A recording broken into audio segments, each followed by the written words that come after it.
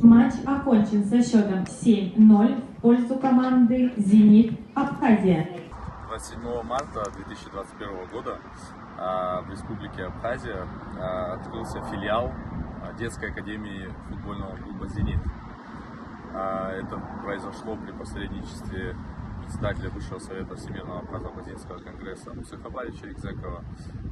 И филиал на сегодняшний день дает возможность нашим талантливым детишкам, во-первых, дает возможность выявлять эти таланты, а также дает им перспективу развития, дает возможность проявить себя не только на уровне абхазского футбола, но и также в российском футболе и в перспективе на международной арене. Вот сегодня мы находимся в футбольной академии «Зенит» в Санкт-Петербурге. Здесь проходит турнир, и наши ребята, наши детишки из «Зенит Абхазия» выиграли свой первый матч 7-0. Хороший дебют.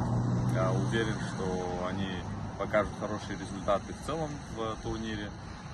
Хочется искренне поблагодарить руководство «Зенита» в лице Максима Александровича Погорелова, в лице Сергея Юрьевича Морозова, Федора Олеговича Лунова, которые приложили максимум усилия для того, чтобы идея образования филиала «Зенита» в Абхазии реализовалась и приносила вот такие плоды. Мальчики хорошо сыграли, молодцы. Просто радость для них.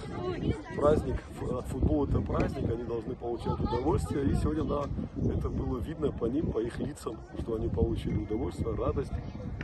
Спасибо еще раз «Зениту».